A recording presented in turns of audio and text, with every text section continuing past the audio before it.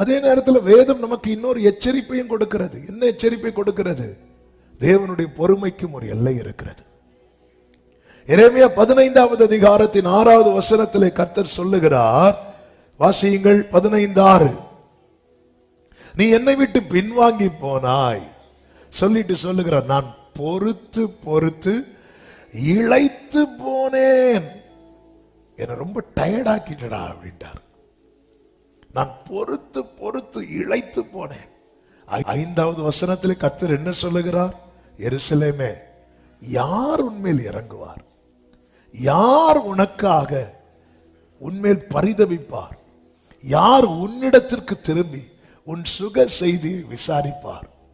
நேற்று இரவில் இந்த வார்த்தையை கொஞ்ச நேரம் ஆண்டவர் மெடிடேட் பண்ண வைத்தார். கொஞ்சம் யோசித்து பாருங்க. ஆண்டவரை விட்டா நம்மேல இறங்குறதுக்கும் நம்மேல் பரிதபிக்கிறதுக்கும் நம்மை விசாரிக்கிறதுக்கும் வேற எத்தனை பேர் உண்டு இந்த பூமியில?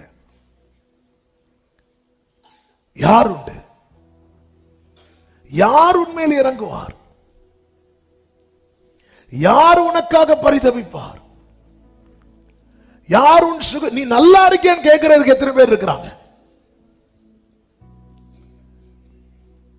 ஆண்டவர் வந்து கேட்பார், ஆகாரே உனக்கு என்ன சம்பவித்தது? அப்படிப்பட்ட என்னை விட்டு நீ பின்வாங்கி போய் என் பொறுமையை ரொம்ப சோதிக்கிறீ.